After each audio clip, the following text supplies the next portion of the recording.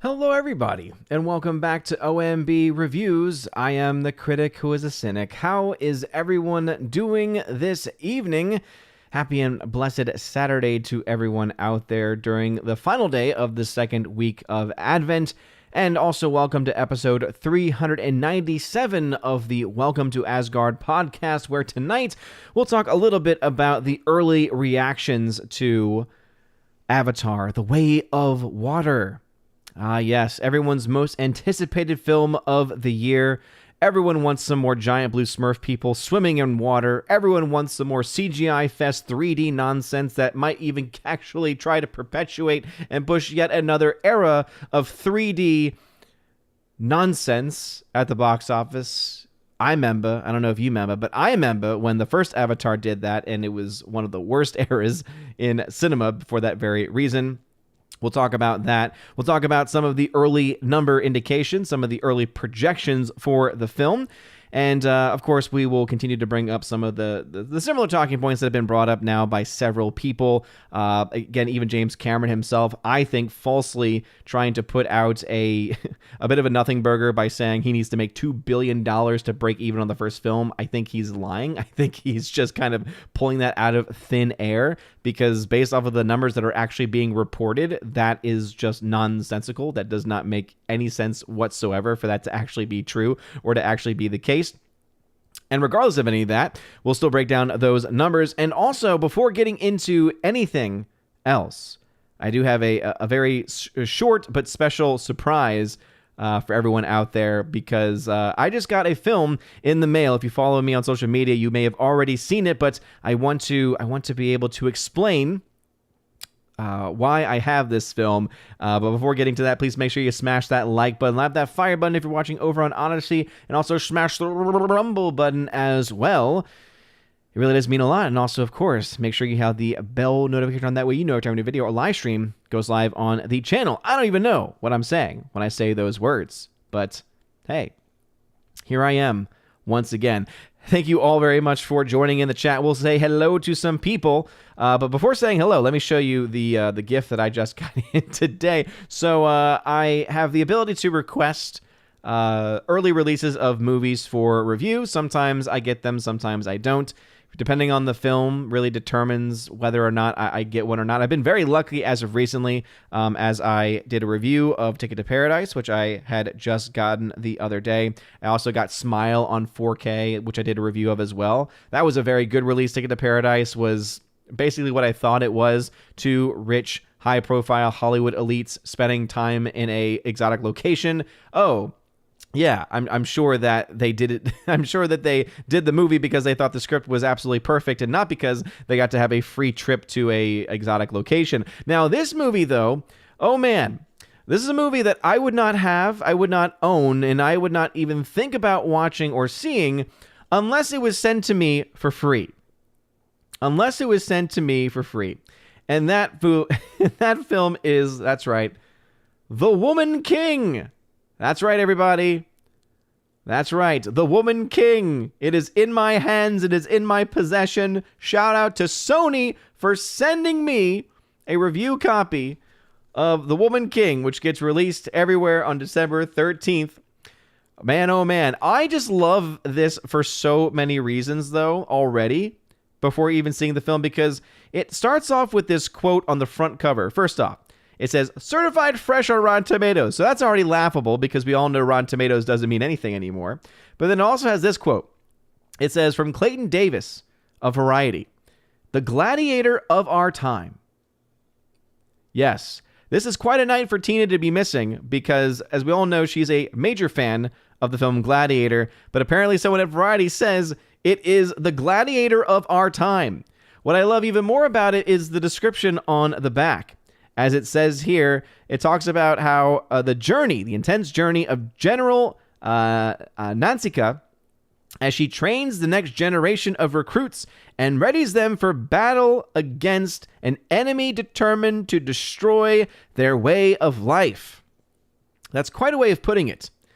If by way of life you mean the way of enslaving neighboring tribes, beheading the elderly of those neighboring tribes, amongst other atrocities, well then yeah, one could say that their way of life is possibly about to be destroyed. Something tells me that they're not going to portray that as being a bad thing for that to be ending, or for that to be potentially ending. Also, some of the special features had me laughing as well, as it says here, Viola Davis on set, and also representation matters. Cannot wait to get to that section, or the section called Woman/Warrior. Yes, I'm sure that everyone is going to be looking forward to getting this on physical media. And again, I really do appreciate Sony for sending this one out. But again, I would not own this, have this, watch this, or even think about watching it unless it were sent to me. But I will be doing a review of this, and just get ready for that one, because that's going to be, let's just say, that's going to be a darn good time, I'm sure. Not for me, but for you. Master of Gaming in the chat. Let's get back to the chats, everybody. Thank you all again for being here. Master of Gaming then had to say the critics are falling in love with Avatar 2, especially Perry Nemiroff. Well, yeah, I mean, critics are gonna critic. I mean, I think ultimately you're gonna find that. I found a gem. The one review that I'm going to highlight tonight, I think, is going to be the actual epitome and the actual standard that I would not be surprised the vast majority of movie critics, so-called movie critics, say about the movie, or the wording about the movie. It would not surprise me if what I have, and I retweeted it, a few days ago when those first initial reactions were coming out, but it is so by the numbers Hollywood shill type of tweet that I had to save it. 70B, what's going on, 70B? Thank you very much for being here. Yeah, Tina B will not be here. She is not feeling well, so shout out to Tina B. Hope that she is doing well and doing better. And 70B, thank you very much for being here tonight. Miss Minnesota Hockey Fan, how about a hockey player? What's going on? Welcome. Orange Reviews is also in the chat. Great Wuda is hanging out in the chat as well. Forever Sci-Fi, hail to you. Nathan Slay, what's going on? Welcome back. Appreciate you being here. Justin of the Red Shirt, who is a member, hail to you. Keely Chow in the chat. Great Wuda, you're not alone. There's people in the chat, and I see you. Gus, what's going on? Welcome. Welcome. Coliseum Builders, what's going on? Rob D is also in the chat. JS Pena tagged to say ahoy. Ahoy to you. Mark Oquist in the chat. What's up? Rosie G12, who's a member, says hail Odin in chat. Hail to you as well. Great Wuda then tagged to say, oh, now the question panel is gone. Yeah, that's interesting. I don't know why it was there. Does anyone else know why I had that Q&A panel? I mean, I set the stream up just like I did any other stream. Was that just a random test feature that they decided to try for a day and then let go? I guess it's a good thing I didn't put a lot of stock in that. I guess it's good that I didn't put a lot of stock in that, because that would have been that would have been an atrocity to have sent everyone over there like exclusively, officially, and then all of a sudden it's gone. Glad that didn't happen. Luke Zilla, what's going on? Welcome back. Short is short, the modern major general of the channel. Laura, what's going on? Avatar 2. Too much blue. Yes. Too much blue, too much CGI, and too much money. Because even if you look at some of the lower end estimates, you're still looking at about $1 billion break even. The only way that the film is a $2 billion break even is if the production budget, not the total cost, if the production budget is $800 million. And I just do not see that happening. Again, I think that they're wasting hundreds of millions of dollars on this pet project. And I do believe those reports that say this film, Avatar 2, Way of Water, cost somewhere between $350, $400 million. It'll be interesting to see if those numbers get updated the closer that we get to the release. Cameron is being very mum on how much the film actually cost. So it just would not surprise me if it cost that much. But I just cannot believe that they would possibly spend $800 million on just production. I just don't believe it. Just doesn't sound realistic at all.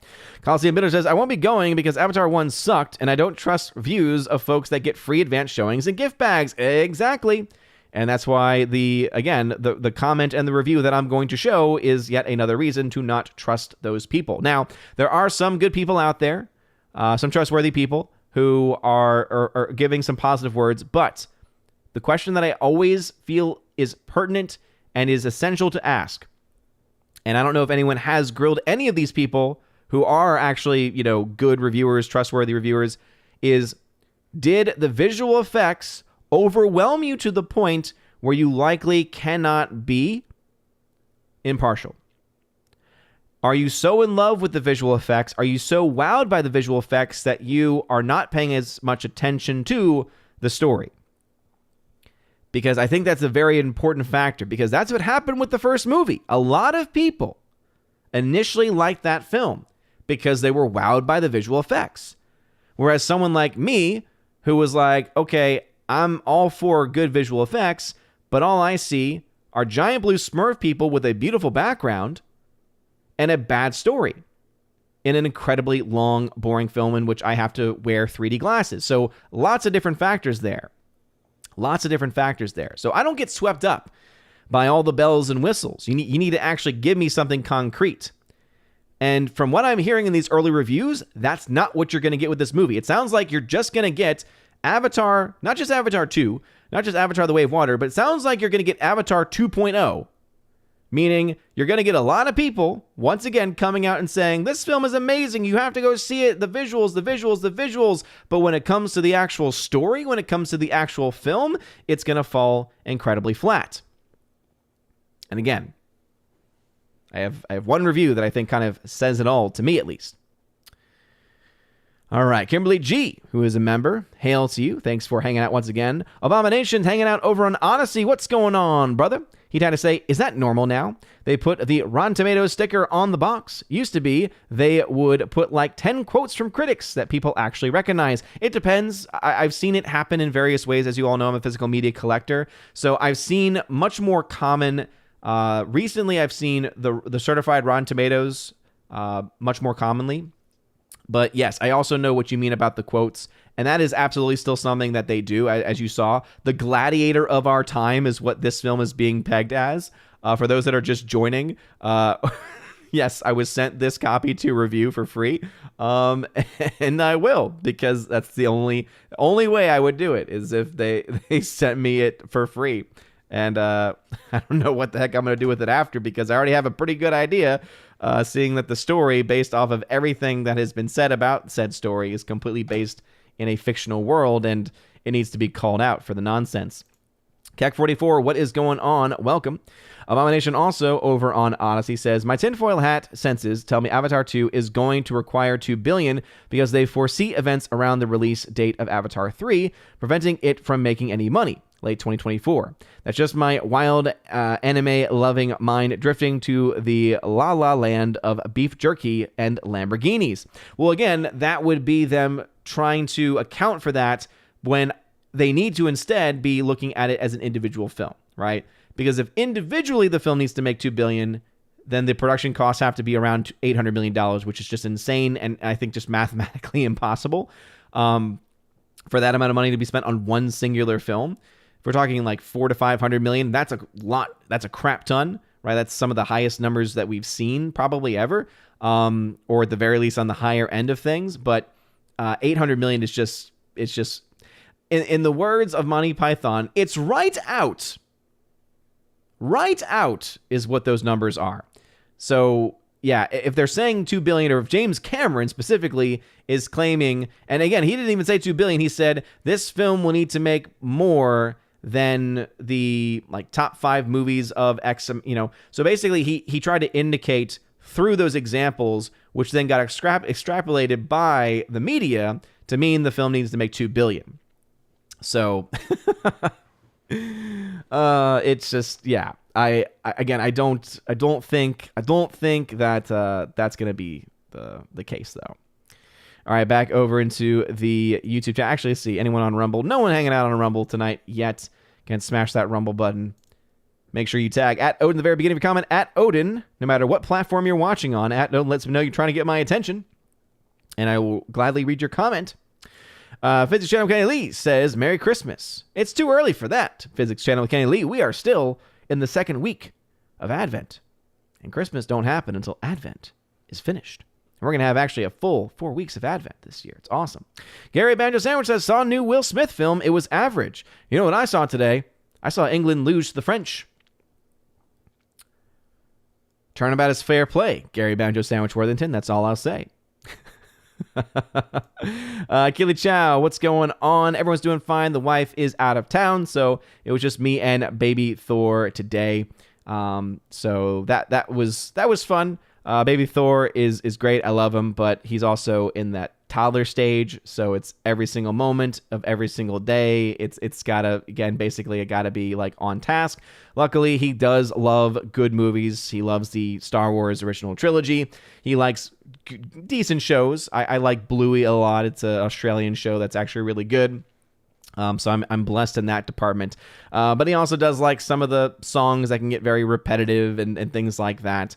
And yeah, let's just say it was quite a day. I was able to, when he had a very rough nap day because he's recovering still from pink eye, and he was coughing a lot. So poor little dude. He's been struggling with some allergies or something. And he, had a very, very short nap. But in that nap time, I was able to finally figure out, people may have followed the saga. I was working on my coaxial line, trying to adapt it into Ethernet, because you can actually do that. And I finally was able to, because it's also been raining here for the last week.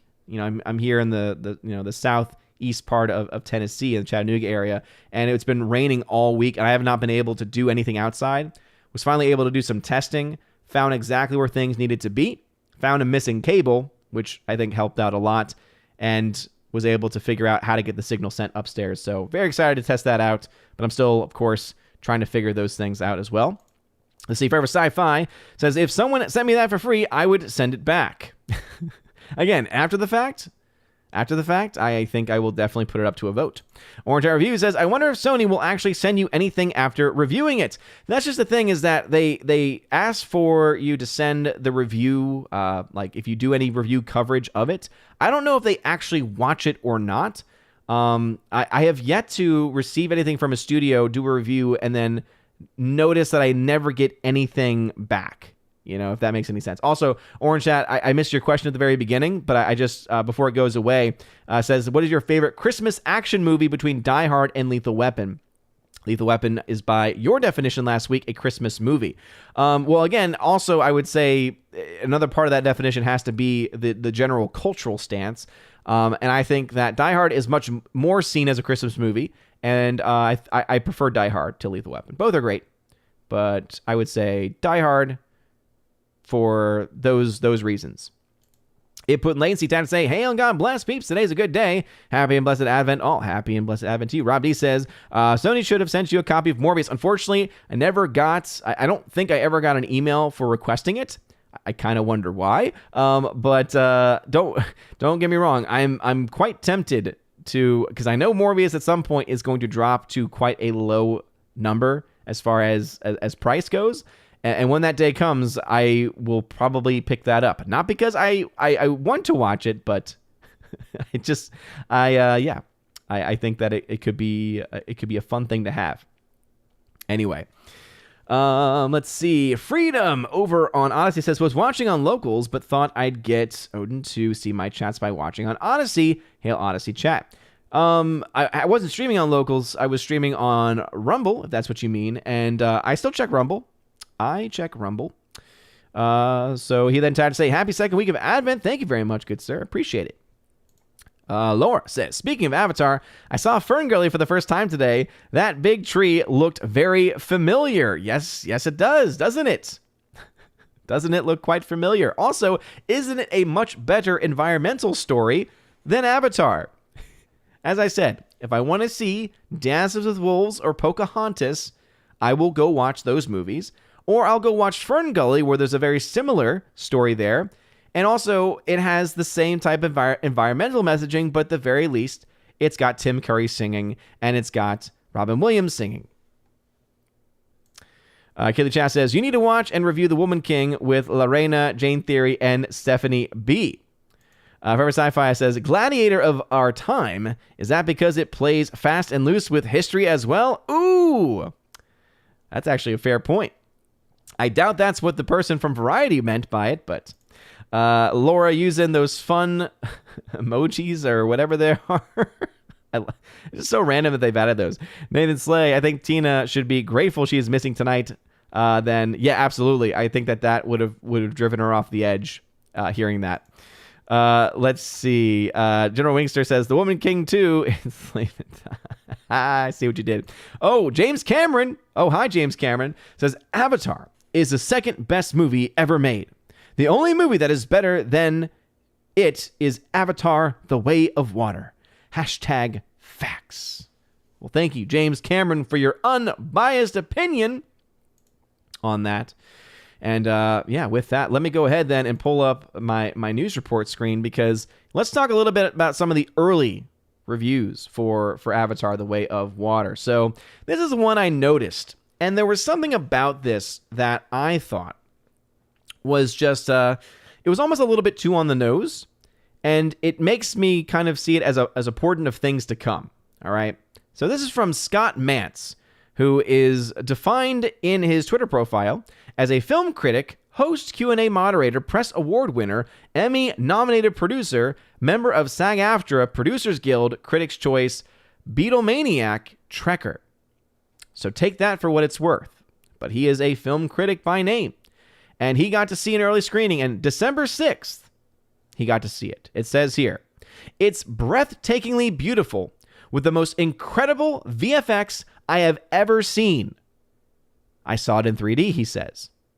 The story itself is weaker than the first, and it feels drawn out at 3 hours and 10 minutes. But it's always great to look at, and the last hour is amazing.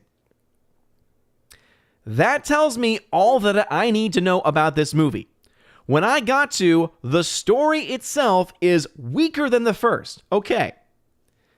Most people now, I would say, more so than before. Let me put it that way. More people today versus back when the first film came out could all now agree to say the first Avatar film did not have a very good story. It was very clearly a ripoff of so many other better properties, and it was a very weak part of the film.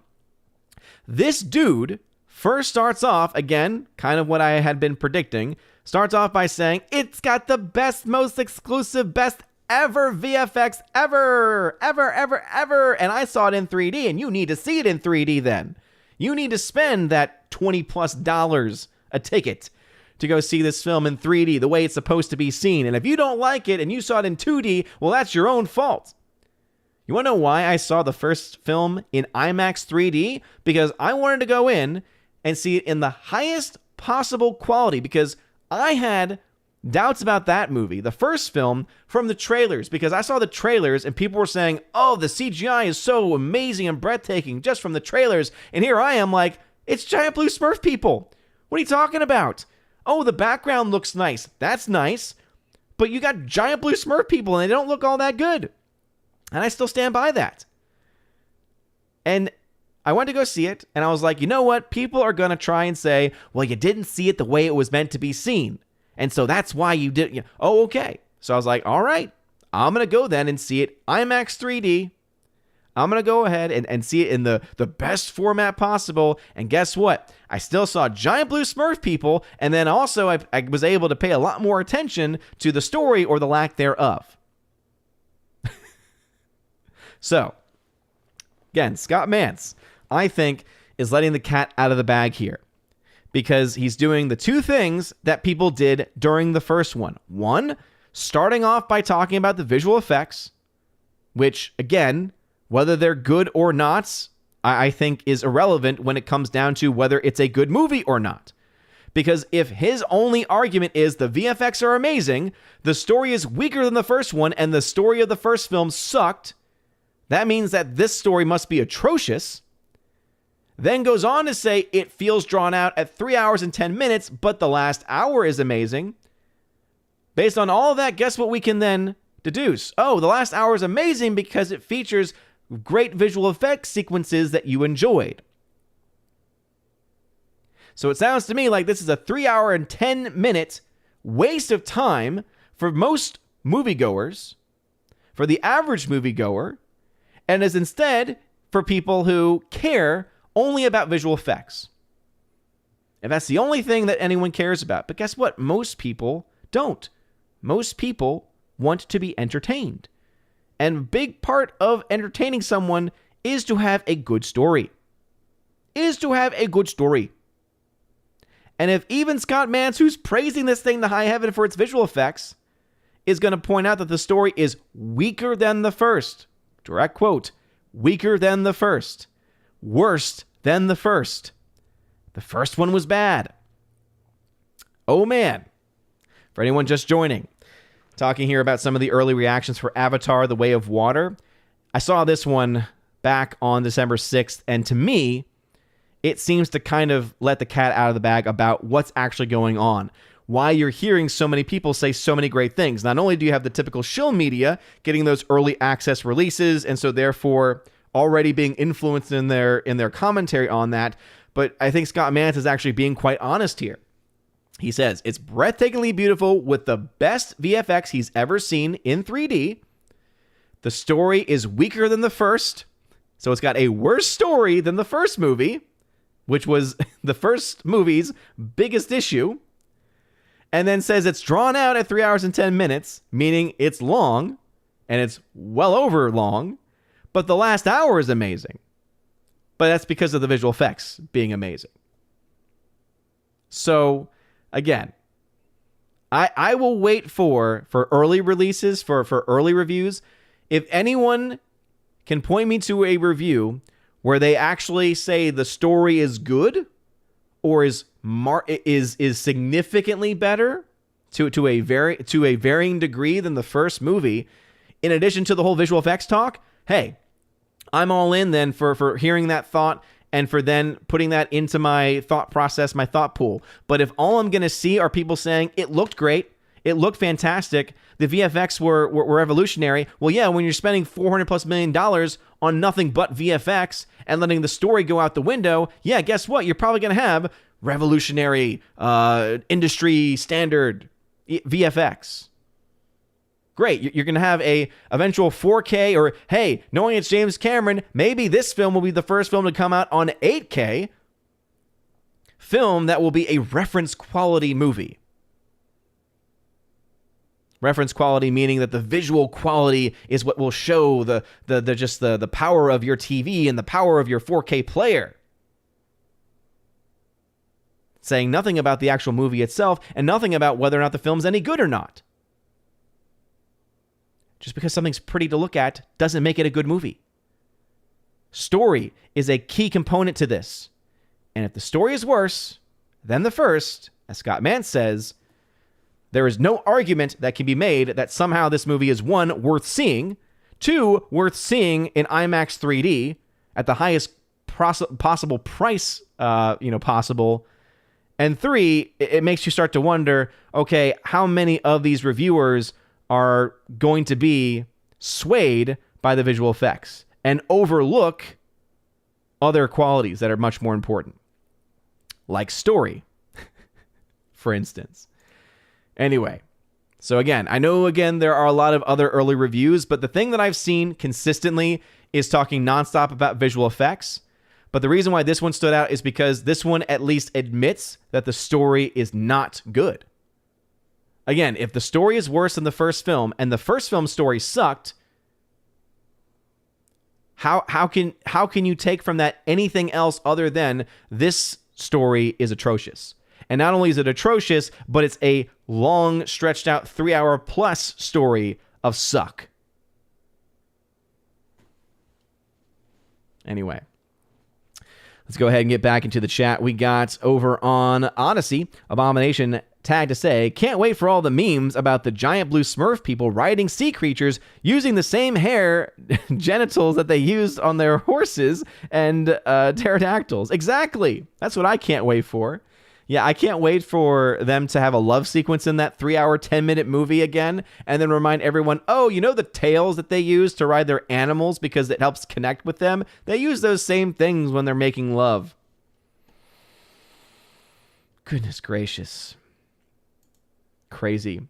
UAB Mad Dog, what is going on? Welcome to the Rumble chat. Thanks for hanging out over there. Remember, always tag at Odin at the very beginning of your comment if you have a comment or question. on any of the platforms. The one exception is YouTube if you are a YouTube member, as that's one of the perks of your membership is you don't have to tag. Mark Oak was tagged to say, getting the Woman King is more of a cruel joke than a gift. I don't know. I take it kind of in the Boromir fashion. It is a gift. Notice he was talking about the ring of power. I have to be careful with the way I phrase that now. Oh, ring of power makes me think of rings of power. But that's the way he was talking about the One Ring. We know how evil the One Ring was, so it is a gift. Why not use it? I'm glad that's where my mind went with that. It makes it bearable that I'm going to have to, I don't have to, but that I'm going to feel so inclined as to watch it and to give, again, I want to give an honest review. Because as we have just, again, made clear from the early Avatar reviews, there are a lot of people who are not giving honest reviews, or if they are giving honest reviews, they're giving praise to a film purely because of visual effects. They're letting the visual effects of a movie dictate the opinion of the film itself, of the other factors, the myriad of other factors, again, the myriad of other factors that are even more important. Because here's the thing, you can have a great movie with bad visual effects. You can't have a good movie with good visual effects and everything else is bad. Or if the story is not good.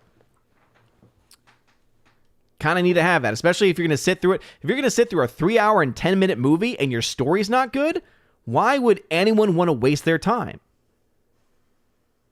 Honest question. Because if your answer is, well, the VFX are amazing. Okay. Then why the hell doesn't James Cameron just make a short film showing what technology can do now and then leave it to actual filmmakers who will then tell good stories using the types of VFX revolution, types of VFX developments that he's done, and you do that instead. But no, he's going to put a movie that costs hundreds of millions of dollars with no story or little story that's going to end up making, and here's the thing, it's going to make a lot of money. I have no doubts in my mind. I have got no doubts in my mind whatsoever that the film is going to make bank. I don't think it's going to get anywhere close to the first one. Remember, when you adjust for inflation, the first film made over $3.4 billion worldwide. I don't see that happening for this movie. But 1.5 to 2 billion, that right now, early range is where I have that movie. 1.5 to 2 billion. We'll wait and see, though. We'll wait and see. Because there's a lot of things being said about the early projections of the first weekend. We have to, of course, wait and see when the actual numbers themselves show up. Rosie G had to say, so tired of the left insisting a woman is as physically powerful as a man, as if we're somehow less because we're not. Yes, it's the same mindset, right? It's the same, usually on the left mindset, that somehow tries to degrade people, degrade women who choose to stay at home and raise children. Anyone who views that as being weak or as being subpar or as being somehow less than, you're the problem if you have that thought. Because one of the most difficult things that any person can do, stay-at-home mom or dad, is to not only give up everything else in their life for their child, but also to be in charge of the education and development of a human being who will one day go out into the world with their own thoughts, committing their own actions. How can that not be the most important job in the world? And yet you hear so many people degrade that job and say somehow women are less if they choose that for themselves. Somehow that's a bad thing. Somehow women should try to avoid that. It's like, no. Mothers and fathers would be blessed, would be lucky to be able to raise their child, and not just to raise their child, but to raise their child well. Not easy. Not an easy thing to do. Anyway, Orange Eye Reviews. My first comment never made it in. I got it. I got your first comment. That's why I went back to it. I had highlighted it, but then I didn't read the question that I saw was attached to it. Crisco tagged to say, National Board of Review named Top Gun Maverick as the best film of 2022, but they also put The Woman King and Avatar in their top 10. Yeah, don't you always love when you have people getting early access to movies and then they then put those like in their... It's similar, I guess, to when people get early access to the first 3 episodes of a show and then they set the standard for what the show's rating is. It's like, wait, you've only seen the first few episodes and yet you get to set the standard for what the show is? That's ridiculous. But it's not surprising either, right? At least they're being somewhat honest when they're talking about Top Gun Maverick, because there is actually a lot of stuff there that is worth praising, a significant amount. And guess what? Visual effects are a part of it. You want to know why? Because the vast majority of the visual effects are actually practical. And you didn't need to spend hundreds of millions of dollars on. Forever Sci-Fi, who is a member, says, I'm guessing that people were using that question feature to troll mercilessly. Yeah, it wouldn't surprise me if that was the case. Bruce, what's going on, good sir? Nathan Slade had to say, could you even tolerate just spending time watching The Woman King and special features and not scream into a pillow? Probably not, because people who did watch it, because I did read the comments, and I always try to read comments when I can. I try not to spend too much time in my comment section, because any comment section can be a kind of a black hole. But I do, and I remember there were people on the channel, people who support the channel, who maybe not in the live streams, but they're leaving comments on videos and such, who actually did go and see the movie and were able to say, hey, yeah, the history is terrible, but the movie itself actually was not bad, was not poorly made. And I appreciate reviews and comments like that, because it's a recognition of, yes, this thing is evil and wrong because it's taking history and twisting it in such a way that is disgraceful, while at the same time recognizing the film as a film, right? Separating art from the artist type mentality. So, I mean, that's the reason why I think that, I think that I'll get through it, because if anything, I know that they spent, they didn't spend a crap ton of money on this, but north of $50 million on this. So, hey, production value is going to at least have to be there. And, I'm probably going to end up pulling my rosary making materials out. So at the very least, I can say, yeah, I watched the movie, but hey, at least a few rosaries were made in the process. Gus says, gladiator of our times, fastest way to make sure dudes never see that movie. Pretty much.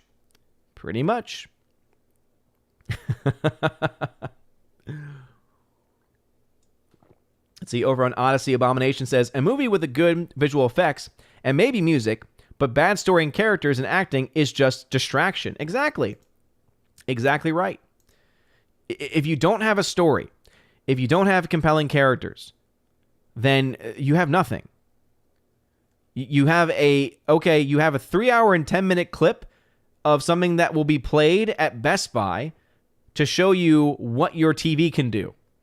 I mean, that is what I'm getting from these early comments is, oh, okay, so this is a movie that's not worth actually going to see because it's not actually a good movie, but the visual effects are so good that maybe if I want to show off my TV to somebody, or maybe if I want to see if a TV is good, I should watch this on that TV because then I'll know. Like, that, again, these are the standards by which people act upon now. It's insane. It is absolutely insane. Brightburn says, tell me what you think about donuts. Would you eat a regular donut or a jelly-filled one? Well, that's a random question, but I do like donuts. I don't like jelly-filled, but I do like Bavarian cream. Bavarian cream, quite delicious. Bruce says, I trust Chris Gore. I'm not saying that Chris Gore is lying. I'm not saying Chris Gore is bad. I'm not saying any of that. But what I am saying is that I think anyone who's giving a positive review or praise of this is likely being distracted by the VFX. Tim and M, what's going on? So he's describing here, Chris Gore said it was a stupid movie, but he can't wait to see it again. So again, I can at least appreciate the honesty, right? I can at least appreciate the honesty there. Let's see, Nathan Slay. What would you say if those same people who love Avatar for its special effects criticize 2001: A Space Odyssey for its only good thing being its visual effects? Yeah, there is a bit of hypocrisy there, to say the very least, I see we got some fun emojis that are being popped up in the chat. I always appreciate it. Jeremy Zakowski tagged to say, even my folks gave an odd look after seeing the Avatar trailer. Yeah, Honestly, what does the trailer give you other than, okay, there's CGI Smurf people in this idealistic looking world fighting humans? Wait, that was the first movie, only this time there's water. Only this time there's an excess of water. Oh, wait, the movie's called The Way of Water? Oh, that's a bit on the nose, don't you think? Oh, man. I want to make it very clear. I believe this film is going to be a massive success. I think that this film is going to be a massive financial success. And we're already starting to get some early indications of that very fact. I'll go ahead and transition over to this. So this is from Box Office Pro. Now, we have to always grain of salt. Box Office Pro is not always on the mark. Their range is usually on the mark. Their range is normally, if a movie falls out of their prediction, the range is still normally okay. Meaning, let's say that they say and predict that it's going to get around $170, $180 million, but then it only gets 167. Again, it usually falls within that range when it comes down to it. But they do have, again, the ability to be wrong. But they have been having this film tracking, and they've been tracking this film as being a higher and higher and higher release. It's actually gone up 9% since the last time, and the last time it was a 13% increase. So they're projecting domestically for the opening weekend, we're just about a week away from that, opening to 167 to 192 million domestically, the total ending domestically $662 to $861 million. Now, I find that interesting because that would put the domestic somewhere around 750 or so on average. And since I think that the international market can likely pull out $1 billion, I honestly think that could happen. We could see then the film maybe get upwards of $1.7 billion. Again, that's why I say 1.5 to 2 billion is my current guesstimate on that. But we'll go ahead and do this live as we like to do. We'll go ahead and start to pull up some numbers here, because I do think it's important for us to have the context of the numbers themselves. And let's go back in time a little bit to the first Avatar film, because the original numbers, which were, again, 9% less, and again, the numbers have been going up every single time that they've updated their numbers. The first film made $785 million domestically. Now, that's, of course, before you adjust for inflation. As you all know, I like to try to make sure things are adjusted. So let me go ahead and put that up against Star Wars, because it's the first one available. So the first film made around $960 million domestically.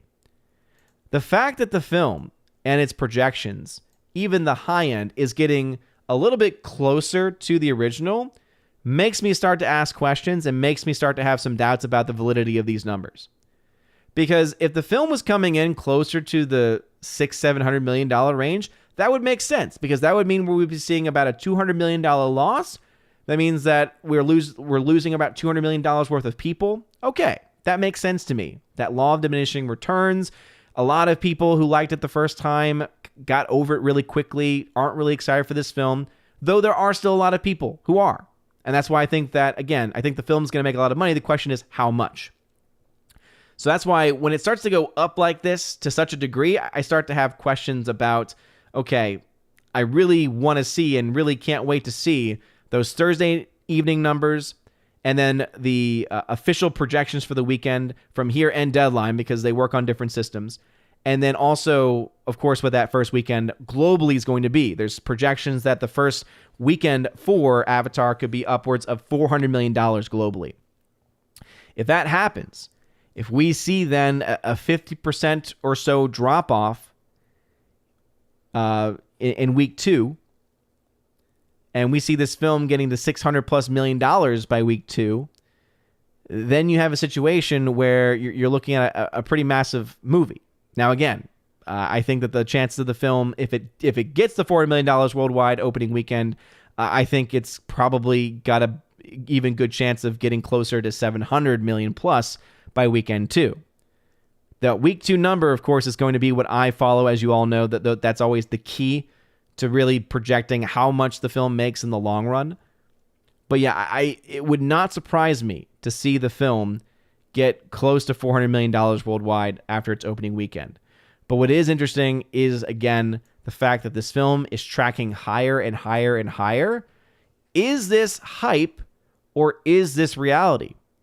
Are pre-sales and social media postings showing, because that's what goes into the metrics for Box Office Pro, are those so positive that they are honestly believing and assessing that that's going to result in actual money? Or is it a Solo situation, right? Because Solo, right, when that film came out, people thought it was going to be a massive hit. And then when it actually came out, the numbers were not there. People did not show up on the day. And I would not be surprised if the pre-sales for this film have already broken records or have already done insane. But pre-sales don't really matter in the end. Now, of course, by that I mean they matter to a degree because you have an idea of at least how much money it's going to make. But what's much more important, or as important, or I would again give an edge to, are people who show up on the day and buy the ticket on the day, because most people, or a large portion of people, still buy their tickets on the day. So do people show up for this film? Do people show up en masse to this film? It's obviously being propped up to be an event movie, so I think that's going to help it tremendously in its first weekend. But going back to that review, that 3-hour and 10-minute runtime and a weaker than first the film story, even if you do have the best visual effects in the world, I think that creates such a mixed word of mouth. It leaves that chance of us seeing a massive week 2 drop-off. We'll have to wait and see, of course. I just can't for the life of me see this movie doing the type of drop-off that Top Gun Maverick did, right? Top Gun Maverick had historic level holds. Its hold from week 1 to week 2, going back in time, Top Gun Maverick, was in the teens. That's unheard of for a big budget film like that. This type of movie has the makings of being a 50 to 60% drop at best. Most likely scenario. At worst, plummeting 70, 80%. We'll have to wait and see. Again, I think the film's going to make a lot of money. How much money is still a little bit too close to call, too close to say. But if this is the way that it's going to be viewed, and this is critics, this is not general audiences, this is critics. If critics can only go to the VFX and talk about 3D, which a lot of general audience members do not care that much for, they hate 3D. It's something that got old very quickly. But there's a bad story and a 3-hour and 10-minute runtime. That is what I think ultimately impacts that word of mouth. But again, we'll have to wait and see. I like to work with numbers when we actually have them to work with. Again, thank you all for joining me. Smash the like button, like the fire button on Odyssey. Smash the rumble button as well. All right, back into the YouTube chat. Let's see. Dr. Martin Van Nostren, thank you very much for tagging, says, I think you're right. Chris Gore is trustworthy, but he's praising it only because it's not woke. But all the white, all-male army tells me it is still woke. Okay, again, I have not seen Chris Gore's view of this because I kind of want to try to go in as blind as I can to this movie. I don't want to see this movie, but I feel compelled to try to be a voice in the crowd that is ultimately going to be praising and propping this film up as I know it's going to happen. And I want to be an honest voice in this. You know, I've had people come out and say, well, you're already so anti-first Avatar. Yes, because the first Avatar film was not good. Other than the visual effects, most people who are honest will tell you that the first movie story was not good. If those same people are still saying that this movie story is not good, and in the case of Scott Mantz, he's saying it's worse, I mean, come on. And I'm so tired of that trope. I'm so tired of hearing, well, it's not woke. That is a terrible argument. No one should ever see a film just because it's, quote, not woke. You should see a film because it's good, it looks good, you want to see it, or one of those other things. Grandmaster Yoda tagged to say, at least you have a new film you can throw on the floor. This is very true. This is very, very true. Oh, man, oh, man. Miss Martin Muse says, hail to you. Thank you for being here. Yes, indeed. Second week of Advent coming to a close. About to enter into Gaudete Sunday. Third Sunday of Advent. Where it is rose color. Not pink, but rose. So I'll be rocking the rose colored tomorrow during the box office breakdown. All right. General Winkster, hail to you. Thanks for being in the chat. Appreciate you being in here. Runt, what's going on? Devotion's flopping big time. Dr. Martin says, a movie not being woke does not mean it is a good movie. I'm canceling my pre-orders. Yeah. And again, obviously watch a film if you want to see it. You know, as much as it's moving to hear people say that they trust me for my movie opinions and they trust me for my movie reviews, or they're going to wait for my review before they go see anything. Go see something if you want to go see it. I don't want to be the reason why you don't go see something. But I'm also going to be honest with you. I'm also going to be as completely honest as I possibly can on anything that I ever go see. And I'm someone that is not easily swayed by the whole VFX stuff.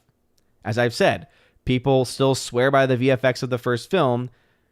From the first trailer, I could see nothing but the giant blue Smurf people that had terrible character design. And then you had The Beautiful World. And guess what? You saw the film in IMAX 3D and the way it was meant to be seen. And yeah, it was giant blue Smurf people on a beautiful background with terrible storytelling. And disturbing storytelling when it comes to those ponytails. Let me tell you.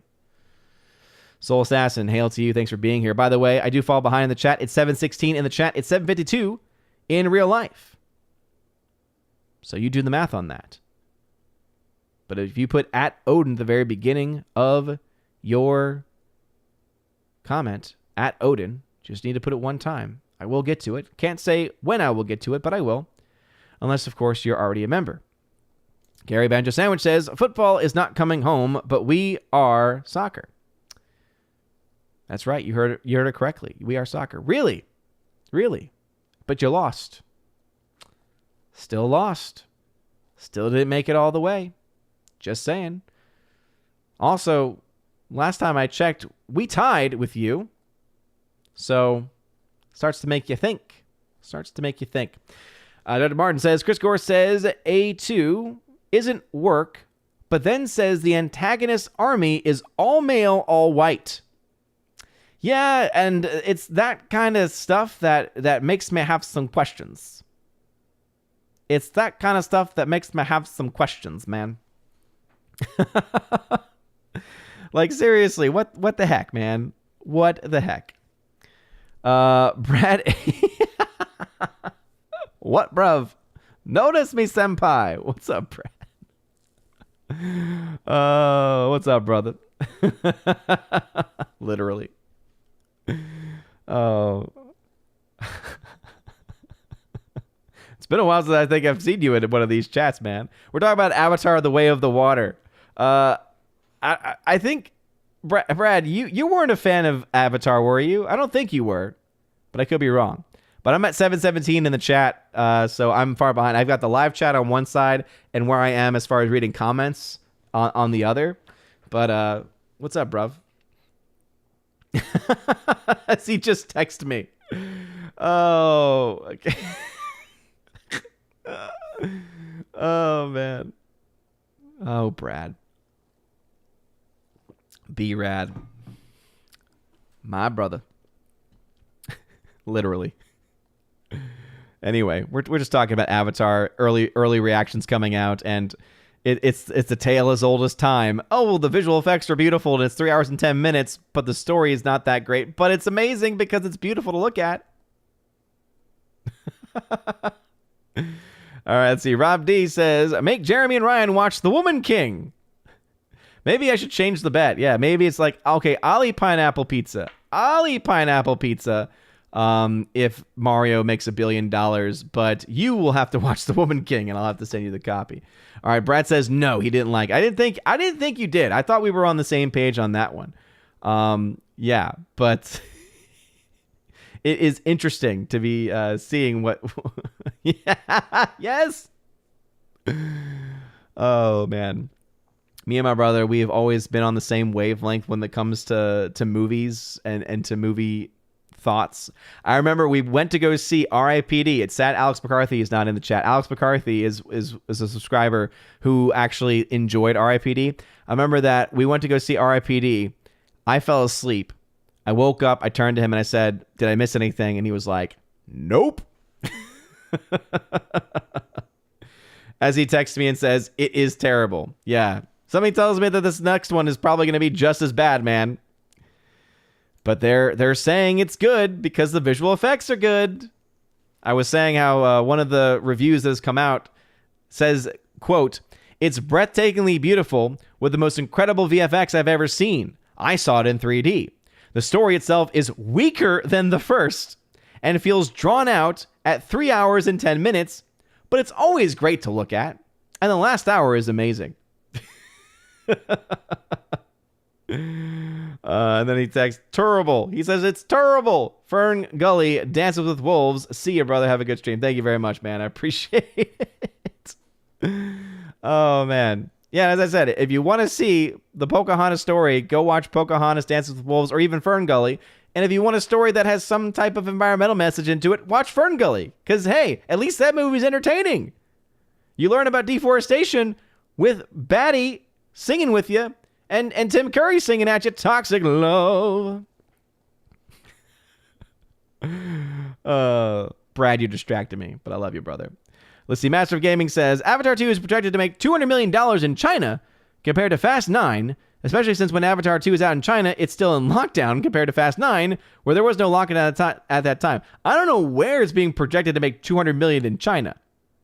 I mean, the first film made a lot in China, but oh my goodness.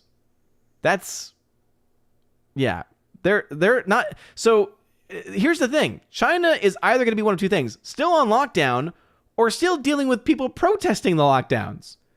Like you have a powder keg over there in that country, and they're like, yeah, but they're still going to go see the movie because of the visual effects. They're going to say, oh, I'm going to forget all about the lockdown, or I'm going to forget all about the the fighting for human rights. No, I'm going to forget about all that. I'm going to go see Avatar. Let me go see Avatar: The Way of Water. That's what I'm going to do. I'm going to spend my, money that I don't have in the economy to go see to go see Avatar 2: The Way of the Water. Or as I like to say, Avatar 2: The Search for More Money. So that we can justify Avatar 3, 4, and 5 the way to even more money. But what I hope is that it's the way to financial ruin and financial failure. That is the ultimate hope. All right. Hound 3000, what is going on? Welcome. Nathan Slay at 718 said, if I may say something, if there is a lack of story in a film, like in Once Upon a Time in Hollywood, 2001, or Big Lebowski, you better make up for it with great characters or ambiguity. But that's just the thing, though, is I don't think that those are movies that lack story. Those are films that have a story. It's just that there is a different way of telling that story. There's still a story. The thing with Avatar is that there is a story and it's not a good one. And not just that it's not a good one, it's a completely repurposed one that has no originality to it whatsoever. Whereas when you have Once Upon a Time in Hollywood or 2001: A Space Odyssey or Big Lebowski, you have a story, you have originality to it, and you also have great characters to boot. So I don't think Nathan Slate, that's a bad take. I'm just going to say it, brother. I love you. I love you, man. But that's not a good take. JKD76, hail to you. Thanks for being here. Jay Bling says, Happy Easter. What? Get out of here. Get out of here. Well, not even close. Gary Badger Sandwich had to say, the amateur cable guy at Christmas should be your festive next video for us to enjoy. Well, again, I do know a lot more about coaxial cables now and how you can send Ethernet signal through them. I was quite proud of myself. I saw that I went out to the box again today, and I started to pull some wires Nothing, nothing. I was just like, I wonder, where these wires go. And there was one that literally was just like, oh, wait, it's not connected to anything. And there's literally no cap on the end of it either. So I was like, I bet this is the one that I've been looking for. Sure enough, it was. And from there, it was just a matter of, again, because I've become a little bit more tech savvy or better with my hands when it comes to this stuff. And I was able to add an end to the coaxial, plug it in the right places, get things connected. And hey, now I've got a port upstairs that's a coaxial jack that can get up to a gig of Ethernet speed. Boom, baby. Now, that might not excite you, but I was happy. Made me happy. Jakety Buck. Jennifer Lawrence was the first woman to drive a car shortly after it was invented. All the memes coming from the Jennifer Lawrence interview are just fantastic. For those that missed it, Jennifer Lawrence basically, when talking about Hunger Games, said that she was the first woman to ever be featured in like a leading action role. And it's like, wait a minute. We could even go, we don't even have to go back that far to find other examples. But I mean, come on. We're going to just look over the Alien franchise? Bruh. Come on. Come on now.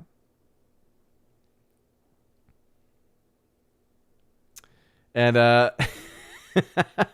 and just as, yes, there was a sequel. Yeah. We were talking about R.I.P.D. And again, my brother and I got to watch that in theaters, and I fell asleep. He did not. He told me all I needed to know. And then he sends me an image of R.I.P.D. 2. Yep, they made a sequel. I don't know how they justified it, but they sure made it. And, of course, went straight to a streaming service. It put Lane Seats had to say, honestly, if you sever Morbius from the MCU, it's reparable, I think. The CGI is kind of wonky, but I don't hate it. The story needs a lot of work, but I don't know. Some neat concepts there. I mean, I think that argument, though, is saying, well, the character it's based on has so much potential and pieces of that bleed through, but there's so much missing and there's so much bad in there. I mean, I don't really think it's reparable unless they embrace the meme. If they embrace the meme that it's not a good movie, that they're not doing a good job with it, and they just try to make it funny, you know what? At least maybe it could be entertaining in that way. I still think It's Morbin Time is one of the funniest things ever. And I have no shame in that. I'm easily amused in that instance. Nathan Slay, adding to that what I said above, Once Upon a Time in Big Lebowski, which was a bad take. They made up for no story with great humor, great characters. Again, you don't have a great character unless you have a story, man. Stories are what develop characters. So, bruh, I love you, man, but that's not a good take.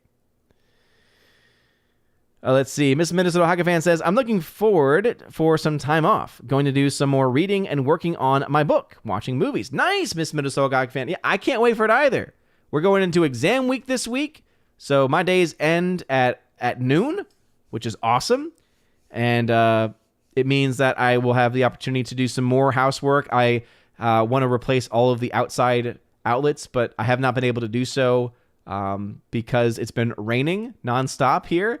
And also because my wife works from home, and so I can't really shut off all of the power in the house to make sure it's safe. I try to find the individual switches to be able to turn off the outside outlet boxes, but I couldn't. So I'll have to do it a floor at a time. But Monday will actually be the one day I'll have to be able to replace the outside outlet boxes, which are vastly outdated and falling apart at the seams. And it's because my wife will be driving back from a wedding, and baby Thor should theoretically be healed from his pink eye to be able to go back to daycare. And so I should be able then to have that time after exams to get that done. I'm excited. Simple things in life. Howard 3000, that's I say Avatar has a simple story. James Cameron, here's James Cameron again. You didn't criticize Top Gun Maverick for being too much like Star Wars. You didn't criticize The Lion King for being too much like Hamlet. I'm loving the James Cameron account. I appreciate it so much. Michael Hill, hopefully that all made sense. He says hard pass on Avatar 2. Forever Sci-Fi says, Bullet Train was a little long, but the characters and story kept me watching it. Special effects have never kept me watching a movie unless they're so bad they're entertaining. Yeah, exactly. And as you just said, Bullet Train's long, but they had characters. The story was, again, because you can't have good characters without some story to be able to set those characters up, right? I love Bullet Train. Bullet Train's one of my top films of the year. I had so much fun with that movie. I went in not knowing what to expect and came out very pleasantly surprised. Master of Gaming, I'd rather watch Empire of the Deep than Avatar 2. I don't even know what Empires of the Deep is. I've never actually even seen that. Abomination over on Odyssey said, I had no idea Jennifer Lawrence was in the 1984 movie. She. Oh, man. Still no action on Rumble. King Kane Rumsky must be off this evening. The Chicago box, what is going on? Welcome. Justin the Red Shirt says, are humans the villains again? Yes. Yes. Again, based on what I've seen, it just looks like it's a few years later and and things are all the same. Ms. Minnesota Hockey Fan, never saw the first one, not going to see this one either. Good. You've saved yourself a lot of time. Mike Jackson tagged to say, Chris Gore said the story was okay, but had a good dad in a family. Shocking for this day and age. But again, okay, you have a good dad? There are movies that do have good dads that do come out. Those movies do exist. They may not be big budget films. They may not be coming from the big Hollywood elite as far as budgets and attention and all those other things, but they do still come out. So to act as if it's just such a rarity that it almost never happens is not really true. I would say a huge portion, I would even dare say a majority of the films coming out from big Hollywood have these tropes, absolutely, that are very much one-directional. But just because you have a good dad in a family, I don't understand how that makes the film good. It kind of reminds me a lot of the same arguments that were made for the Tomorrow War, where people said, oh, it's not woke. It's like, that's not a standard for a movie. That's not a good standard for anything. Is the movie good? Let's start off there. If the movie's good, it's like, start off with A, and then if A is yes, then move on to B. If A is no, then B is irrelevant. Because A is it a good movie or not? If it's a good movie, you move on to B. Is it woke? No. Okay, great. It's a good movie that's not woke. That's a rarity. That should be praised. Versus, oh, it's not a good movie, but hey, it's not woke. Okay, well, it's still a bad movie. It's like I have to create charts for these people or something. Oh, that was a good crack. Anyway, chat's going to jump on me like it always does. 808 in real life. Much further behind than that. I was at 717. It looks like 20 minutes of comments may have been skipped. I did not do that on purpose. I apologize. I'm at 737 in the chat. So if you had a comment between 717, 737 when I was reading those comments, then you may need to post them again. If you are not sure, please don't double post. If you are sure, you're then welcome to repost your comment. And I will try. I will try to get to it. Alan Sparks, what's going on? Sorry you're having signal issues, man. Very, very sorry. I wish I could rewire your house. Not that I can rewire my house, but I can do some work with wires. John Bravo, what's going on? Welcome. Chicago Box says Chris is emotional about it. Again, if he's enjoying it, if he has an emotional, okay, but does that make it a good movie or not? I would say based off of what I'm hearing, doesn't sound like it. Dr. Martin says, Gore has lived in LA so long, he has a very low bar for what isn't woke. He praised She-Hulk for weeks. Yeah. I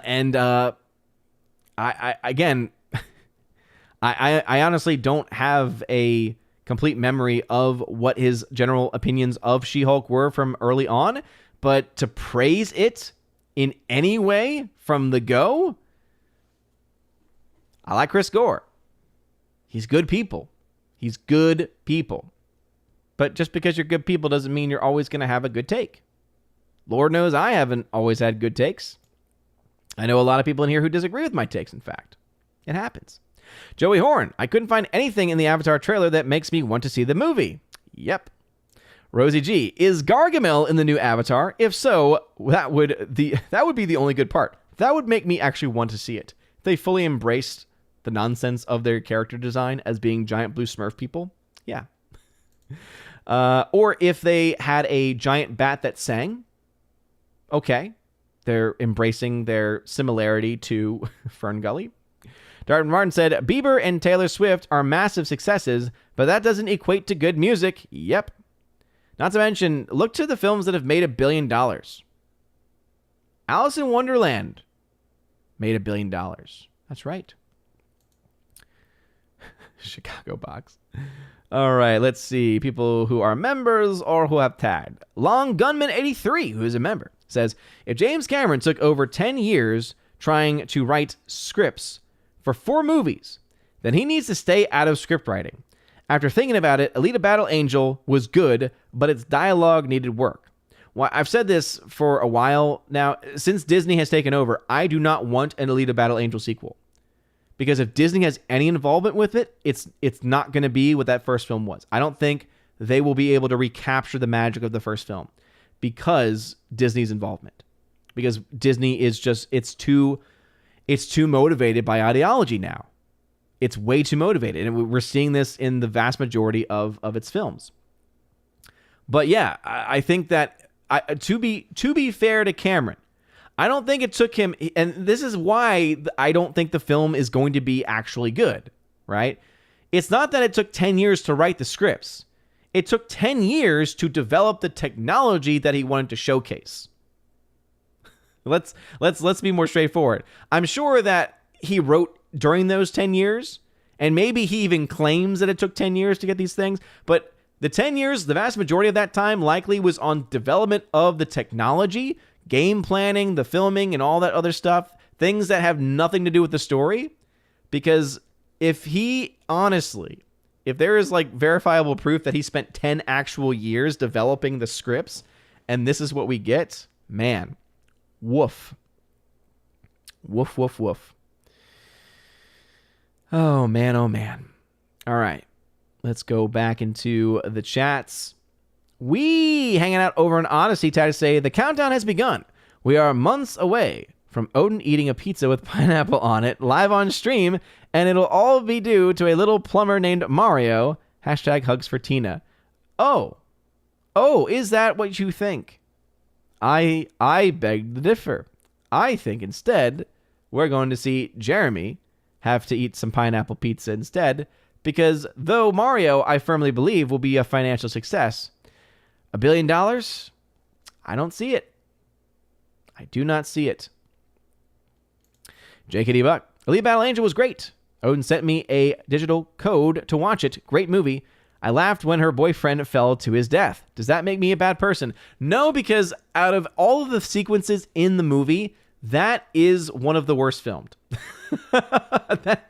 The way that shot is filmed, it is something that it actually makes sense that it would garner laughter from not just one, but from probably a group of people. That just makes sense to me. Forever Sci-Fi says, Avatar came out in 2009 and Puss in Boots in 2011. Their sequels are the 2 biggest movies coming the next 2 weeks. Do something new, Hollywood. Yes. Absolutely agree. Jay Bling, thank you for the Canadian $2. No message attached. I appreciate the donation. First one of the night. Thank you. Appreciate it, man. Robert Frey in the chat. Hail to you. Bruce trying to say, Chris did say the army was all white except for one Asian woman within the army for the Chinese audiences, I think. And also because I guess they had to have a woman in the army. That was a big part of the last film, right? The last film, the army was portrayed in a very specific light for very clear intentions. So, again, I don't understand, one, how you get, quote, not woke from that, because it sounds like his argument for not woke is there's a good father. It's like, Just because you have one element that is good doesn't mean that everything else is going to be good. And I still get back to the fact of, okay, but that also doesn't really matter at the end of the day, because yeah, not being woke is good, but is the story good? And if the story is at best okay, or again, I am much more likely to believe someone like Scott Mantz, who is going to be praising this film, calling it breathtaking, etc., but then throws in a line, the story, it's weaker than the first one. That just, to me, that comes across as being too honest. It feels like honesty slipping out when it probably shouldn't.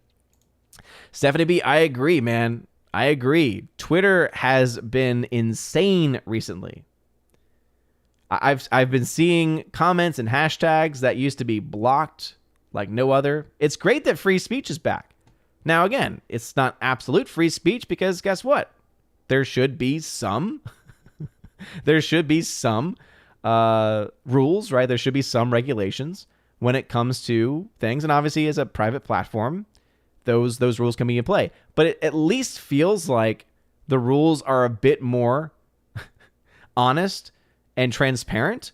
Whereas under old Twitter, the rules were, one, not transparent, and two, as we're now finding out from the Twitter Files releases, we're not equally, and we already knew this, but it's great to have actual verification of this, we're not actually equally distributed or enforced. Lesnar Logic, what's going on? Welcome. Jakety Buck, thou shalt not get woke. In the day wherein thou get woke, thou shalt go broke. I see what you did there. No more, no less. Laura says, Odin has a point tail envy. Trust me, I don't. Forever Sci-Fi. Ugh, they're also doing a remake of Snow Day as a musical. No! Really? Snow Day? I would call that an old school guilty pleasure. That was a fun movie to watch. But it wasn't a good movie. Again, it was a fun movie to watch, but to remake it and then remake it as a musical? What? That's silly. Why is everything being made into musicals now? By the way, there's Brad from earlier. Forever Sci-Fi. So the invading humans don't have a lot of diversity. Weird. I know, right? Jakety Buck. In Avatar, they make sure the main bad guy was not only a Caucasoid, but if I remember, he had a southern accent just to hammer the point home that he was a baddie. Oh, great. That's wonderful. Michael Hill. I haven't seen the first Avatar yet. Don't think I will. Yeah, I would not bother. It's not even a video to go to sleep to, says Justin of the Red Shirt. Yeah, again, it sounds like it's something that will only ever have a place on a Best Buy television to show what it can do. And I don't even know if that's necessarily saying something good. Long Gunman says, Avatar is like having a showroom new car look for a lemon. Mm-hmm. Yeah. Yep.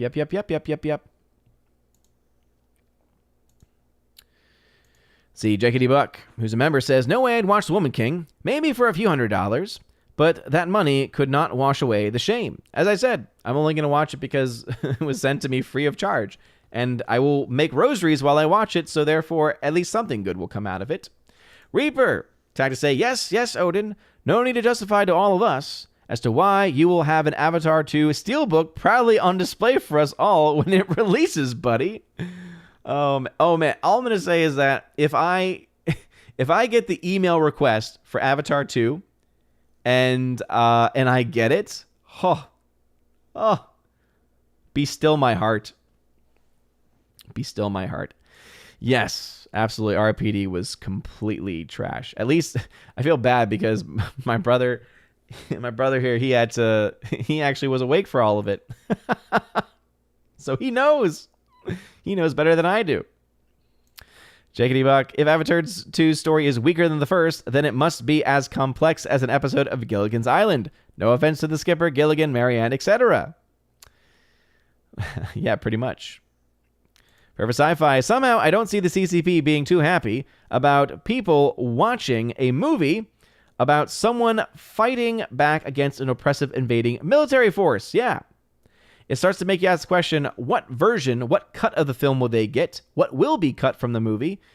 And will it actually get the full release? We'll have to wait and see. Market zero, says Laura. Yeah, respect the dude. It was a bad take. Always respect a dude. Laura says, yes, but Once Upon a Time had a flamethrower. So, and I respect that so much, Laura, because it has a good story to boot, right? And good characters. There's a lot of good things about the film. But if no one knew anything else, and that was the only response, I again, because I've seen the film, yes to all of that.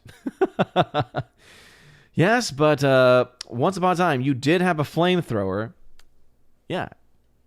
And it's great that it was a movie that had great scenes, and then it was capped off with an amazing scene. Unlike Rogue One, where there was a really cool sequence that seemed very tacked on with the Darth Vader, but not anything else really to help prop it up. So, Justin Richard says, The Big Lebowski, no thanks. Bro, you can't respect a dude. Laura says, I sure would like to throw some flame on those guys over there. George Carlin. By the way, Jay Bling, thank you for the $5 super chat. $5 Canadian dollars. Says, off topic, sorry. Finished watching all 3 Lord of the Rings for the first time. Is The Hobbit worth watching next in your opinion? What did you think of it? I would say no. I think the first 3 Lord of the Rings are fantastic in both the theatrical and in the extended. I prefer the extended, but they're both great. The Hobbit, I would not recommend. I just, especially if you have any knowledge of The Hobbit, if you've read the book, if you've maybe seen the 70s cheesy animated version with He's on a journey. The only version of that now, the only songs that I actually have from that movie memorized are just the ones that were parodied by South Park, where they did the episode on Lemony Winks. All the songs were inspired by that 70s Hobbit film. Lemony Winks' journey is going far and wide. Now, that's a great film. That animated 70s Hobbit film, that's a great film. I would say go watch that instead. You can probably find it for free on YouTube these days. Yeah, I would not recommend the Peter Jackson Hobbit trilogy. I saw all 3 with my dad because it was one of those things where special connection. He read The Hobbit to us when we were younger. We also shared the love of Lord of the Rings. So, yeah, we saw all 3 of them in theaters, but I would not recommend it. Forever Sci-Fi, Mila Jovovich has literally made a career out of headlining action movies. I don't know what that is in reference to. It might be a part of the chat. Amazing Bacon Sword attack to say, I just imagine you connecting cables like little Leia in Kenobi. Only I am neither little nor in Kenobi. Both of which are positive qualities, I would say. Michael Hill says, Jennifer Lawrence was my first ex-wife. Chickadee Bug. Jennifer Lawrence was the first female astronaut. She also invented the internet. Again, the memes are fantastic. At least something good came from that nonsense. All right. Chat has jumped on me again. No comments have been skipped, but we are about 7 minutes out from the end of the show. So please, if you could stop the tagging and just enjoy the rest of the show, I will try and get through the remaining comments. Nice, refreshing water. Jeremiah Ferrer says, I can say I'm wrong. I said 900 million to $1 billion for Black Panther 2. Looks to be less. I think it could go to 900 million. Yeah, Jeremiah, I mean, at least for me, I work based off of the numbers as they come in. So even in my own charting, had the film doubled what it made in the first 2 weeks, which can happen, it would have made $1 billion. It's not looking like that. The last that I saw in my own charting had the film compared to its first 2 weeks and how it is currently faring. It was around, I think it may have still been in the 70s. So let me see if I can find that number. Yeah, 74%. So that was when the film was at $733 million. The film right now is currently at, okay, that's the projections for the weekend. I will have a, of course, breakdown of the weekend numbers tomorrow with the full box office breakdown. But let me see. Current Black Panther numbers is $740 million. So only about $7 million more. So right now, compared to its first 2 weeks, it's only looking at about 73% compared. Now, after the weekend numbers come in, I suspect that the film will, it's going to be much closer to $800 million. It's going to easily pass $750 million. I can say that much. But I do think that it will cap out somewhere between 8 and 850. There's not a lot of growth internationally, and domestically it's about to be eaten up by Avatar. Now, I do still think it can have a slow roll domestic, meaning they keep it in theaters just to stay out, just to keep on making money little by little over time to maybe push it to a certain edge.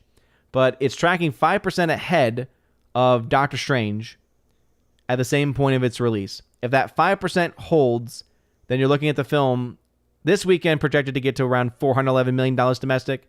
5% further puts it around 430 to 450. So that's why for me, I think with the slow roll, 450 to 500 million domestic is its cap. It's at 375 last I checked internationally. 339, sorry, actually less than that, 339 internationally. There's no way that's going to get to anywhere close to 500 million internationally. So 800 to 850 is, I think, the final range for that movie. Jake Galenoff, I just ordered Bullet Train on YouTube a few days ago. Have not watched it yet. Recommend it, man. Definitely recommend it. Joe Wingster, I remember when Jennifer Lawrence put her hand out to those tanks rolling through China. Yeah. Don't you always love when these Hollywood actors come out and try to speak their mind on anything political? And then you think, wait a minute, are you going to go off to that other country? Especially, I love when these actors talk about women's rights. And it's like, oh, are you going to go over to those Middle Eastern countries and stand up for the women who are actually being deprived of actual rights? Like who can't drive? Who actually are treated as second-class citizens or worse? Are you going to go speak? Oh, you're not going to go speak over there. Okay, then shut up. Put your money where your mouth is, please. Thank you. Take any buck. Jennifer Lawrence was the first female fighter pilot ever. Jeremiah says, I think I underestimate Avatar 2. I think 1 billion is a done deal. I'm thinking 1.5 billion. I have a hard time believing it will beat Spider-Man No Way Home because the hype for that was huge. A word of mouth for that was also pretty good. It did have a big drop, but people often forget that the big part of that drop was a certain holiday happening around that time. And then it made up very quickly after. So yeah, that film had good word of mouth and did crazy well opening weekend and then well beyond. So that made a lot of sense. This one, I think, is going to have a massive opening, which is why I think $1 billion's on the table. Yeah, I agree. I actually agree with that assessment. I think $1 billion is a done deal for Avatar 2. I want it to fail because based on the numbers that I have, $1 billion is its break-even point. Unless we get new production budget numbers, I'm not going to believe James Cameron when he's like, we need to make $2 billion. Bruh. Actually focus on writing a good story, and then maybe I'll listen to you. So about $1 billion is about the break even for this specific film. So I think that we're going to have to look at that. And then from there, that week 2 drop-off is going to be a major factor as well. Because ultimately, it's going to have less show times because it's 3 hours. Because it's 3 hours, 10 minutes. The average ticket price is also going to be higher because most of the showings are going to be 3D or IMAX 3D or one of the premium formats. So, yeah. Michael Hill. God created Jennifer Lawrence from Adam's rib. Jennifer Lawrence was the first woman to ever scuba dive. I never knew that. Miss Minnesota fan. I think I may watch Once Upon a Time in Hollywood during my time off. I would recommend it. It's fun. It's not the best Tarantino film, but it's a good one. It put latency only 50 minutes behind on chat, making great time. Always. Robert Frey needs a flowchart. Favorite sci-fi. Jennifer Lawrence is not a good person. She convinced Adam to eat the apple. Ooh. Actually, yeah. If you in the film, wasn't the film just called Woman? No. She wasn't. She was Mother Earth. Yeah, it was called Mother. It was called Mother. It was a terrible, oh my goodness, that movie was terrible. The movie was called Mother. I want to say it was an Aronofsky film. And she represented Mother Earth. And Javier Bardem's character represented God. It was just awful. Max Steel 2016 has great visual effects, but the story and the characters aren't the good, based on what critics say. Max Steel got 0% on Rotten Tomatoes. Yes. However, Max Steel was not made by James Cameron and not fully backed by a Disney machine that desperately needs money. Once again, the point is that these critics also, how many review screenings were there for Max Steel? And what did they get from them? JKD Buck, Jennifer Lawrence was the first female West Point candidate. Yes. Yes, the heart for baddie. Yes, absolutely. Heart for Robin Williams especially. Input latency tag say, I just hope Mario movie is good. I want it to be good too. If the movie's good and it breaks $1 billion, I'll be happy. I mean, obviously I'll be sad when I'm eating the pineapple pizza because of the bet, but I'll at least be happy that there's a good movie out there. But if the movie's bad and it makes $1 billion, then I'll just, that's just going to be depressing. Bruce says, the shot of the BF falling was right out of the anime. Oh yeah, I know that there was a lot of shot-for-shot stuff done, but it was still, the way it was shot and shown was laughable. It's one thing to show it in a comic. It's another to have it actually play out in real-time motion. Laura says, I laughed at several deaths in Multiverse of Madness, especially at Captain Marvel being killed by Captain Marvel statue. Yeah. Bruce, I was in the military for 8 years. It is a very diverse place. Yep. JK Buck, please say Gordon's alive. There it is. Mark, if they remake Snow Day into a musical, should they also make Jingle All the Way into a musical? No, don't give them ideas, please. No, don't do it now. What are you waiting for? Jay Bling, hopefully I answered your question earlier. JK Buck, wait, is the Avatar series just James Cameron ripping off every Kevin Costner film? Avatar 1, Dances with Wolves. Avatar 2, Waterworld. Avatar 3, Robin Hood. Prince of American Accents? We'll have to wait and see. Master of Gaming, what's your thoughts on Red and the Captain, both from the same directors, R.I.P.D. and Snake Eyes? Red, is that the one that has all of the old actors coming together? The first one wasn't bad. The second one was completely unnecessary. And then I have not seen the Captain. I don't know what that is. All right, I'm going to get through these last comments. Please stop tagging. Your average Patriot nerd just dropping in to say, hail to you. Thanks for being here. Blessed Advent. Long Gunman, I loved that Hobbit film, and it inspired me to get into fantasy. Yeah, the 70s one, absolutely. Lemony Wings, Danny. No problem at all. Jay Bling, thank you again for the super chat. Gridania, what's going on? Welcome. J.K. Dubuck. It's really nice of Jennifer Lawrence to keep her silence when Gene Roddenberry claimed he created Star Trek. She created Star Trek, of course. Yes, of course. Jacob Ironside, yes. Well, Blessed Advent to you. We're not at Christmas yet. Blessed Advent. Remember Sci-Fi, James Cameron is being outdone in woke by the new Transformers director. He's months out from his movie and talking about how woke it is. Oh, man. I also love when actors and directors talk about their films being woke when in reality they're not. J.K. Buck, how would you react if Jennifer Lawrence said she was the original critic who was a cynic? Well, at that point, I would tell her that she should go off to a country where she could actually do some good, because it's not here. Johnny Skinwalker, for the first Black Panther, I remember that companies were buying tickets. I wonder if the same case happened. Oh my goodness, no, Johnny Skinwalker. I really hope that you're I really hope that you're trolling me right now, man. I really hope you're trolling me. Again, people understand that when I hear that, flames on the side of my face. I cannot believe people still buy into that crap narrative that has never been proven. They're not buying tickets. Stop. They didn't do it for Captain Marvel. They're not doing it now. Stop. JK Duck, slab of lard 2, way of shortening. What? I don't even know what that means. Just on the red shirt, Avatar 2's box office will depend on how many Avatar Depression Syndrome sufferers are still around. Yes. Yes, indeed. I remember when that was covered. Oh, it's insane. It's insane that there are people like that. Demon Microwave, what's going on?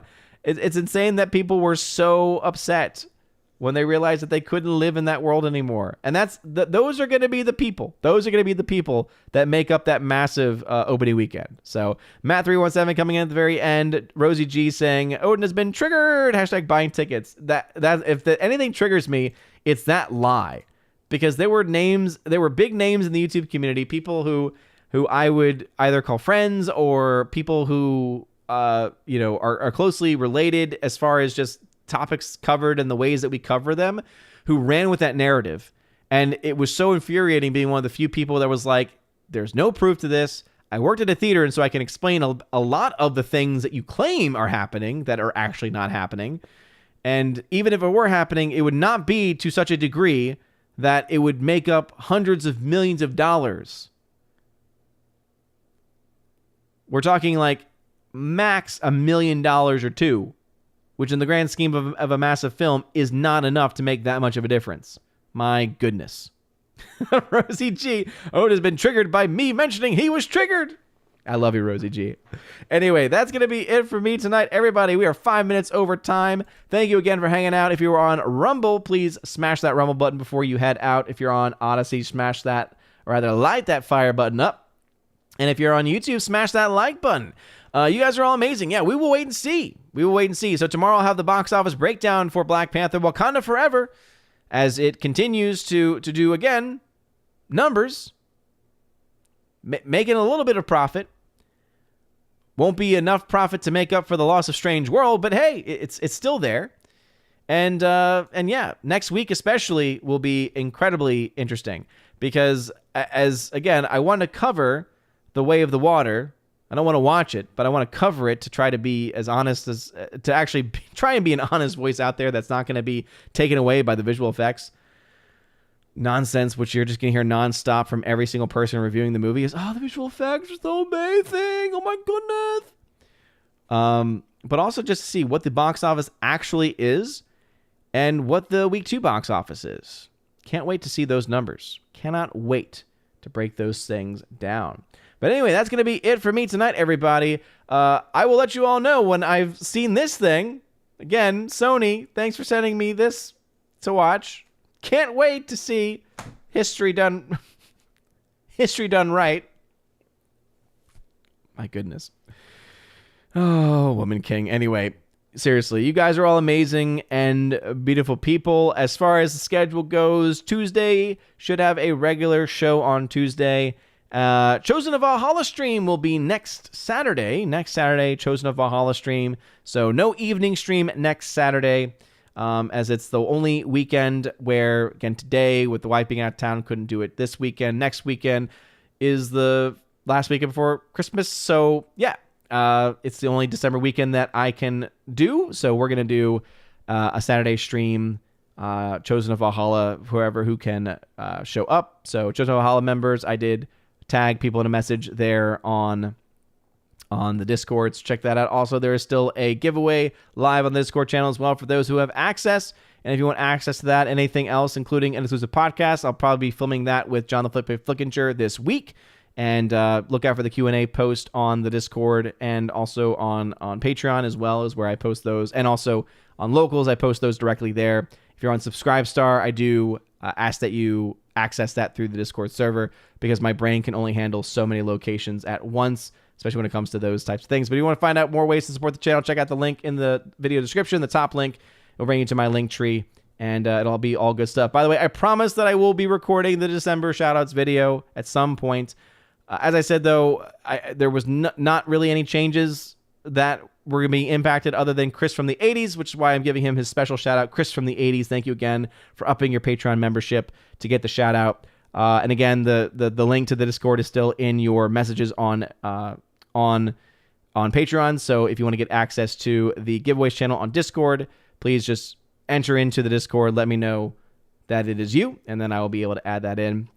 James Cameron is leaving some last comments that I will choose to ignore because James Cameron is just evil, making stupid movies for stupid amounts of money and waste people's time, and goodness gracious. Anyway, thank you all very much for being here, and thank you again, Stephanie B, for hanging out tonight. Laura as well, my 2 mods. You guys are awesome. Tina, hope that you get better, you feel well. Hopefully you did not hear what the cover of The Woman King has on it, because I'm sure that would not make you feel good at all. Anyway, you guys are all amazing, beautiful people. Hope you all have a wonderful rest of your evening. A blessed Saturday, last Saturday of the second week of Advent. Blessed third Sunday, Gaudete Sunday tomorrow of Advent. And hey, entering into exam week. Maybe I'll be able to do some extra videos. Maybe I'll be able to get some other stuff done, more giveaways, things like that. We'll have to wait and see. Anyway, thank you guys. Have a wonderful rest of your day, everybody. And as always, God bless.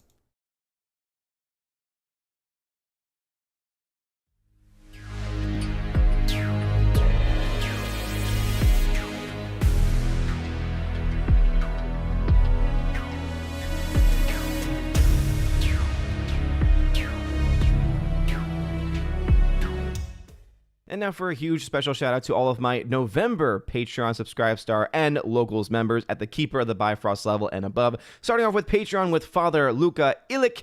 Thank you very much, Father. Garrett Searles, Jaimir Irie Hymason, Joe Horn, Jonathan Carney, Laura, The Modern Major General Story, Orange Hat Reviews, who you can check out on YouTube at his channel, Orange Hat Reviews, Rosetta Allen, who also has a YouTube channel that you can check out at Eagle Writer, and Miss Martin Muses, who also has a YouTube channel, Miss Martin Muses, and of course the amazing Empress of the Universe, Tina B, who you can check out at her YouTube channel, Tina B, where she hosts the show with Stephanie B, one of my mods, and one of my Valkyrie, called Soup to Nuts. Check out Soup to Nuts, and it premieres pretty much every Friday. So again, shout out to all my Patreon people, also to all my Subscribe Star people, starting off with Matt317. Check him out on Twitch at Matt317. The R, Fast Reaction, Mr. Roy, J-Rod, the Beer Guru, and ZK Man. And ZK Man you can check out over at xtheboundaries.co to follow him as he starts his podcast, and also for many of his musical musings as well. Check him out. Very, very talented guy. And then lastly, my locals peeps. We got Miss Minnesota Hockey Fan, How About a Hockey Player, UAB Mad Dog, Mike Jackson for the win, J.H. Schwalbach, Brett D90, and the amazing lawyer, Robert Barnes. Thank you all so very much for supporting me. And if you want your name shouted out at the end of every live stream and video, go ahead and check out the top link in the video description below, where you get access to that. Also, you get access to special things like giveaways, and also exclusive podcasts that I do with John the Flickinger and other guests throughout the month of November and in the previous and the months to follow as well. And again, if any of that sounds interesting to you, especially the 4K giveaways, Steelbook giveaways, some of them that I have to give away this month are films like Starship Troopers on 4K Steelbook, Top Gun Maverick on 4K Steelbook, amongst many others. If that sounds interesting to you, check out the link and follow the instructions down below. Anyway, you guys are all amazing and beautiful people. Hope you all have a wonderful rest of your day. And as always, God bless.